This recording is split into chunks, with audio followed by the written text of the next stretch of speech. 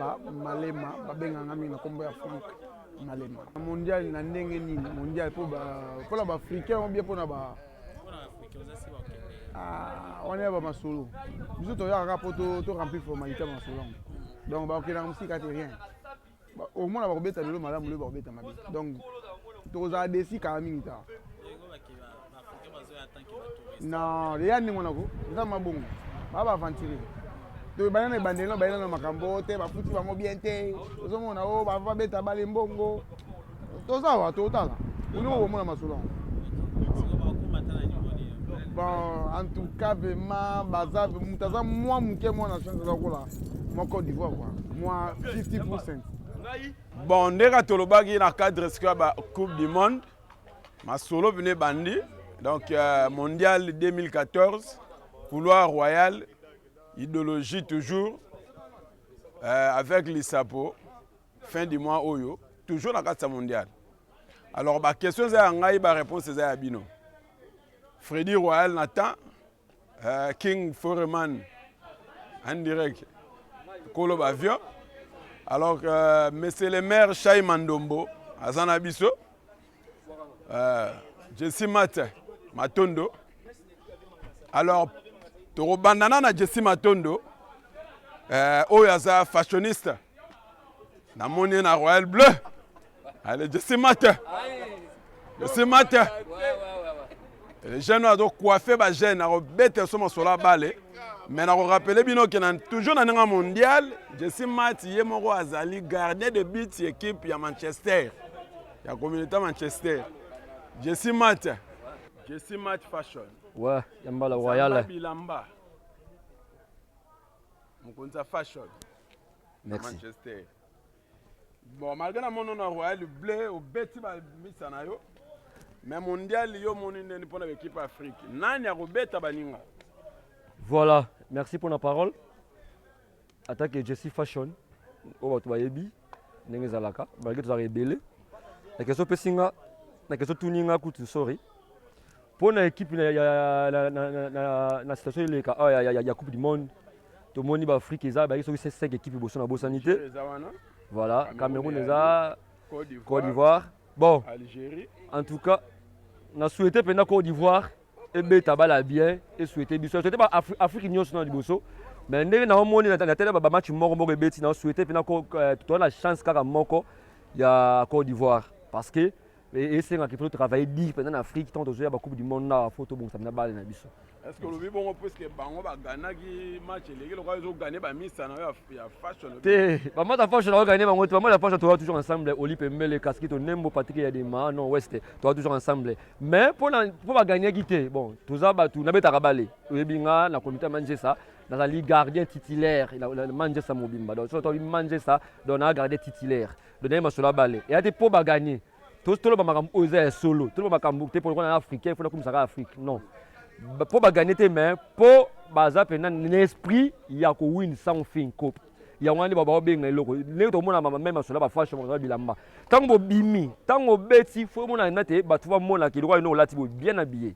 Donc tant qu'on appelle latibo bien habillé parce que bah mon qui type là penasani à lati. Donc c'est ça là on appelle là Côte d'Ivoire, ils ont bête à balle les parce que bah dans la décision il y a aussi le loco.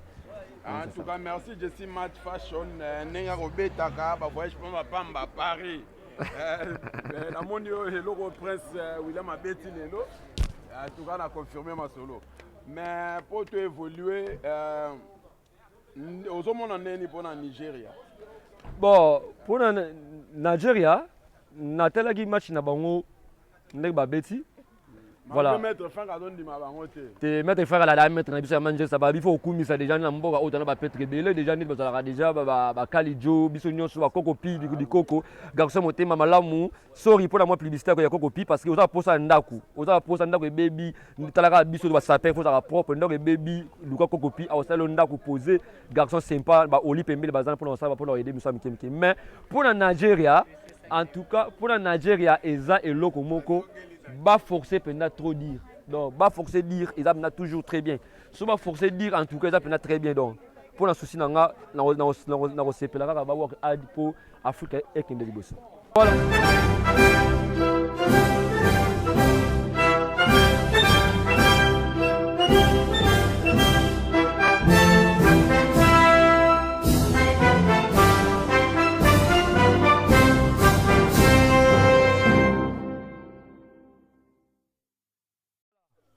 ndenge bomoni nga moko c'est Jessie Fashion napesi baplay ya tu ya mboka oyo Golf Mbala Royal papi ya fale elamba na elamba yaniki nowa toujours croco abeta yango na se ndenge kesani Mike Funi na bosani te il y a des massacres à de pouvoir Oli Pembele casquette Nemo Daniel Mechola na boaki na bosanité di Junior Nzongo na bosanité di Luken Sibayaka Nzamba Bilamba toujours njile ko ya Tenchangu na boaki te maman na Jeden toujours na ta yo ebika ka batela ça sera toujours bien alia ala Zizeli Chegwa ya molonga ni royal donc toujours de la Yuyu Sandra Kongolo ba fille Manchester ba Vani ndenge zalaka Isabelle ya sœur Mada Queen yoebika ndenge zala masolongo yango to obeta masolo na koko ye moko asa la caméra koko la caméra na ba mboka oyo ozala musala wana feti ozala manifestation moko ya ndenge belé anniversaire Luka Koko solo la na ye asololaka bien akopesa yo pia bien akofilmer ni na yo akosala ba reportage bien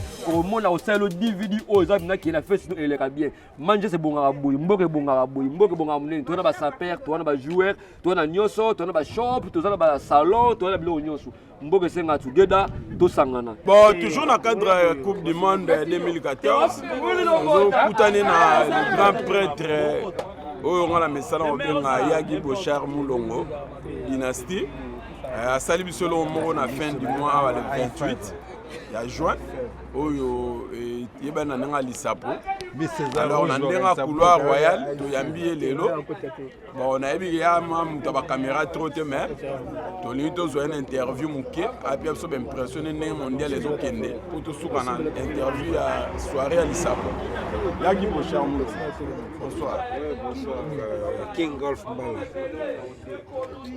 ma question mi balezawa premièrement to yebi que to ana lisapo na fin du mois le 28 tolinga to banano eza place une adresse sur opération oui lisapo fait eza projet moko ego célébrer anniversaire ya indépendance ya RDC ya Congo moni Congo eza mboka moko munene alors tolingi to sala eloko moko à l'image de notre pays c'est-à-dire event moko ya munene o bako retracer histoire ya mboka et puis culture politique makambo nyonso et puis à la fin ekosuka kaka na fête tokosepela alors ekozala na band on the wall bato ya Manchester bayebi eza na awa na Manchester na centre-ville pembeni ya Crown Plaza Hotel. Mais wana sima ba Shai Mandombo monsieur le maire. Oui, monsieur le maire toujours yebi Shai Mandombo. OK. Mon ami personnel. Ça s'est passé ça les équipes africaines touristes à la Coupe du Monde, ça c'est de l'histoire passée. Nous avons vu depuis plusieurs années l'équipe africaine doit atteindre 8e quart de finale. Alors, et cette année, nous espérons qu'une équipe africaine va gagner la Coupe du Monde. Tous vraiment optimistes. Hein? On est là, on soutient l'Afrique.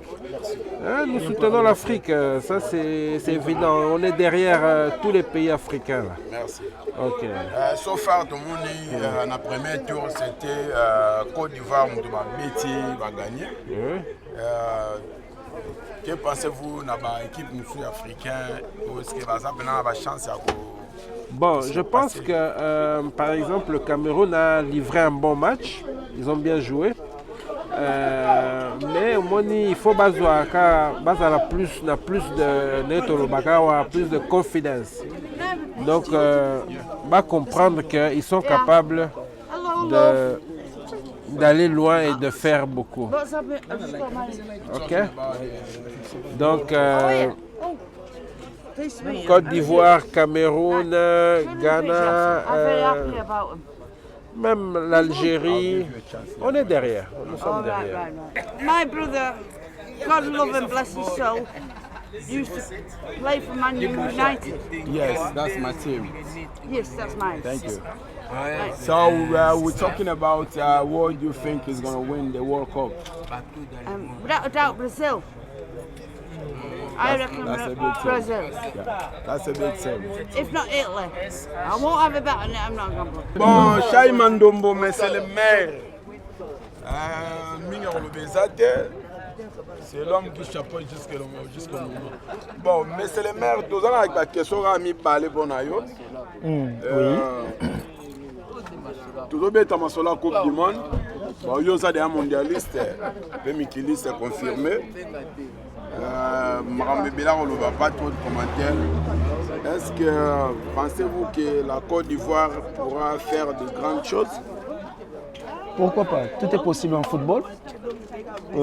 J'avais suivi leur premier match, la façon qu'ils avaient joué. J'étais tellement content. C'était pas mal. Pourquoi pas? Il faut donner la chance à tout le monde. C'est le football. C'est comme le jeu de hasard. On ne sait jamais. Qu'est-ce qu'ils croyaient que l'Espagne allait perdre 5 buts à 1? 5 à 0, pardon. Oui. C'est le football, tout est possible. Pourquoi pas? Et cette année, moi, je pense que l'Afrique va aller plus loin. Pourquoi pas le final? Parce que c'est le football, tout est possible. Ouais, ben voilà. Bon, on a la présence de Freddy Jazz Royal. Oyo a bêti la meilleure chanson de la Coupe du Monde de 2014. Et Mami fait ça la Tour du Monde. Je suis fier de le dire. C'est un pote, on a assisté aux vidéos. Et puis, tu vois, on va faire la brésilienne. Coupe du Monde, ça se passe en Brésil. Freddy Jazz Royal a Betty et Logo, Oyo. Vous allez découvrir après cette interview. Pourquoi vous balancez bien nos clips. Bonsoir Freddy Jazz Royal. Mbala, bonsoir. Bon, pour nous autres, timing était un peu aux stars, aux amants, mais là au sala. Nous avons une équipe Belé Afrique qui participe à la mondiale Oyo. Que pensez-vous de la performance de la mondiale Oyo? Et là, liboso na c'est pas la Coupe du Monde ya Touro parce que équipe muke zate munene zate. America kamusinga, Chili kamusinga, donc équipe belé zo kamusinga donc ba mo beta le wa premiership. Na beta tour mo na France na za surpris bazo wele la ba ta premiership on a vu mo bino bolinga ta la premiership bonne. Freddy Jazz Royal Asali a beautiful song for the World Cup Brazil 2014. He's here with us. I'd like to ask him a few questions about how he was inspired to produce this song. Yeah, Freddy Royal. Yes, the song called, you want me to speak in English? Yeah, okay, the song called Samba Samba. And I'm telling everybody you must listen to it. If you listen to it, you feel like you're in a Copacabana beach. Yes. You know what I'm saying? So everybody didn't have a chance to go into Brazil, you must listen to Samba Samba. And you feel like you're in a Copacabana beach. You can buy it in iTunes by just type Jazz Freddy Royal, Jazz with one Z, Jazz which means cool. You know, if they ask you, how are you, Mbala? You have to, I'm Jazz. No, I'm Jazz. Yeah, that means I'm Jazz. Yeah. Jazz Royal, Samba. Yes. World Cup 2014. The beautiful song. Easy. Bon, toujours nous na FSA bino ke bambo baza 7. Donc mi balé a pembe bangoyo ba bimi. Na bengi ba téléphone na so bon. Moi couleur mo boule côté de moni moi ba nyongolo ba côté. Na bengi si dembo ba yana no mais na moni calme zongi nango. Ba ko zonga ba partir bango. Naza devant Papi Afali, les jeunes stylish. Ndenge yemo a message mi benga. Toujours dans le cadre mondial 2014, couloir royal avec Lissapo. Entertainment, il y a Guy Bouchard Moulongo. La Pembe na toujours, mais c'est le maire, Chai Mandombo, puis King Forêt. Papi Afali. Ma question est, que pensez-vous de l'équipe africaine? Jusque-là, malgré que Ghana est poli, mais impressionné. Malgré que poli, mais impressionné parce que cohésion, on a la chance de m'baler, on a bêti bien. On a vraiment jeté ma fleur. Et puis Côte d'Ivoire est sali début, Moroya bien. On espère que dans le deuxième tour, Et puis prière na biso eza lelo nde Cameroun ezobeta. Bon, toza à place tozotala bamatch nyonso mondial na couloir royal pa golf mbala oyo ezosangisa makambo ya mboka. Namonaki mobulu elinga koya totisaki bambwa mais idéologie oyo mona nde eza idéologie ya bien mpo bajaloux bali yo biti nga moko victime bamobimba badior ekatama awa na miso na yo na miso avie na ngai chai bamobimba badior balingaka namona balingaka baplay te na mboka donc il faut to babengaka kotranscende moi babiloko ya bamboka wana il faut motu so alati bien play so mbengi play abunda te play abunda te bisuka eza esika mota mosusu bastress toutaka bakayu toye tomona bandeko tobaye dase nto komaka komosimba banini nasepeli mingi puisque mentalité mpena ekomi kochange yango moni nayebi na idéologie ya 7 chien royal nabimisa ye moko avant bato atie non bandimaki te me nabeti mibale lelo mpe 4 na parke bango lor bakobima le 28 amoke mobulu ezala te mais ça va.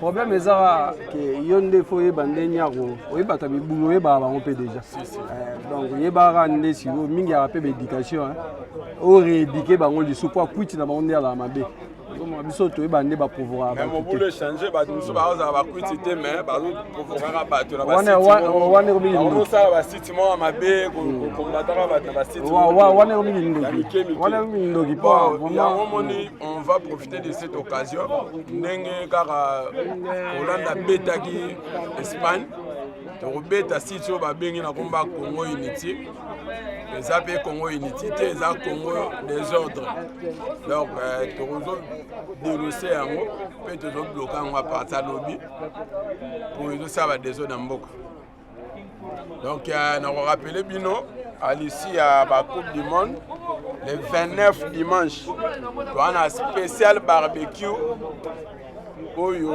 ebetami na système royal Congo Njoko Nekof Entertainment Golf Mbala musika mingi te kaka na pembe na McDonald awa na Berry Road une belle salle jardin munene mwasi mwana papa bato tuboya tokosala une belle barbecue kolia komela bana basi bakobeta bale bomona mondial mais équipe ya basi bakobeta bale na Manchester mpe biso bayaya tokoya wana kosoutenir bango tozolia tozomela et puis on signale que président ya communauté Cyril Modogo a salle sa réunion et assemblée générale le même le 29 wana il y a une salle juste à côté puis après on continue soirée jusqu'au petit matin. Donc on invite tous les play, tous les amis, sans rancune, dans la communauté le 30 juin, où il y a l'indépendance à Congo. On invite tout le monde, tous les Congolais, même les amis des Congolais, africains, tous ça ensemble, tout bien tabalé. En tout cas, c'est bon. Bon, couloir royal toujours, Toyambi, Yannick Assiso. Oui, les jeunes play congolais, les Brazzavillois les plus célèbres dans le milieu congolais. Oh, cavalier solitaire, on a un message ici on a bien sur la bien. Alors, tout ça, on a sur la Coupe du Monde. On a sa père. Toujours j'ai l'impression en tant que sapeur, pays africain. Que pensez-vous, il y a joueurs et tout, à part on est dans la Coupe du Monde, il fallait pas garder, bien, on va changer, pas oublier tout ça, là, bien, ça, bien. On a un grand joueur, donc il faut pas garder, c'est un vieux loup. Donc, pour ça quelque chose, il faut pas garder. Pour ça quelque chose. Les Abango, Drogba, il faut pas garder. Pour ça vraiment quelque chose. Donc, on a l'équipe, bon, on a mon premier chip à la Champions League, on a bien, mais dans l'équipe africaine, il y a Côte d'Ivoire, performer bien, soit dans le Cameroun, performer bien dans le match à Liboso. Alors, toujours, c'est la deuxième match. Est-ce que Canis Baza déjà moi équipe pro Baza ebele wana babeta dena ba grande équipe donc deuxième match na bango ba ça quelque chose Bon, on a tout dans l'Itoteka, a confirmé un logo, a dit que Yannick Noah a déjà sé que bien. On a tout une question à Nigeria. Bon, l'équipe à Nigeria, il y a eu mon Nigeria, na mona matro. Na mona l'équipe on voit l'espoir ça Cameroun. Na Côte d'Ivoire, Nigeria, na mona déjà ba beta Guinée. La première match na bango, mais total la bango deuxième match. N'est repé ça. Fait ça bango chance. Ok, Yannick Noah, les jeunes Congolais suspectent toujours. Kokopi Peter Mafuta. Na retour na yo question à Ghana. Donc la réponse c'est à Kokopi pour la question à Ghana.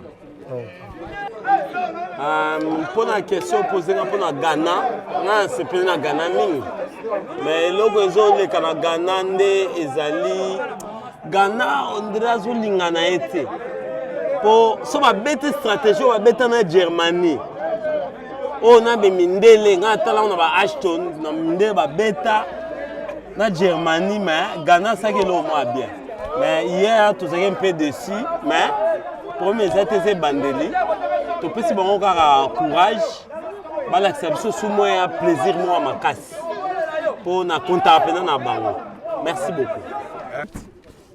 Which collided with football on the community. So I'd like to get your impression about how Congolese, African teams are involving in this World Cup. In the World Cup? Yes. Oh, how are you on your football?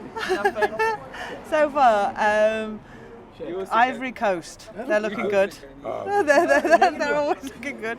But I guess I've got to say something about the Congo. Names like Eto, Drobas, you know, there's few Premiership footballers who play in Ghana, I've seen Ghana play. But, how are Congo doing in the World Cup? Oh, rubbish. So we just like try to, you know, to support them and see how it goes. Yeah, but it was good when it was in South Africa. Yeah. We like that. Okay, we are here with Alex, which is, her name is Alex. Alexandra. Alexandra, yes. She designed this leaflet for Gibo Char Mulongo project, which is going to be on the 28th. So we just welcome them here in Couloir Royal today. We're talking about football and how these projects fitting in the community. So was it a hard project for you or was it easy? No, it's really exciting. There's lots of different things. We get to come into the community and film, get to know a bit more about the community in Manchester. So how you find this Congolese community? Great. I grew up in Congo and Uganda, so it's quite familiar for me, but it's nice to see how it's integrated into Manchester. It's very different, so it's nice. So, for instance, me and my friend here, Coco, we hosting as well a football in the park on the 29th, which collide with Congolese Independence Day. So it's going to be after your project. We're going to be having football, ladies football playing in the park down there. Okay, so it's going to be a very exciting project. So we have like artists like Freddie Royal, who is just behind us. So I don't know, I might like to invite you to come and like experience firsthand to see how the culture mixed together, the sapper, the players, the footballers, all the families. So it's really exciting. Yeah, it'll be an exciting day. Yeah. So it's on a Sunday, the 29th. Can we come and film? Yeah, of course. Yeah. Be good to film. Be great to film. Thank you.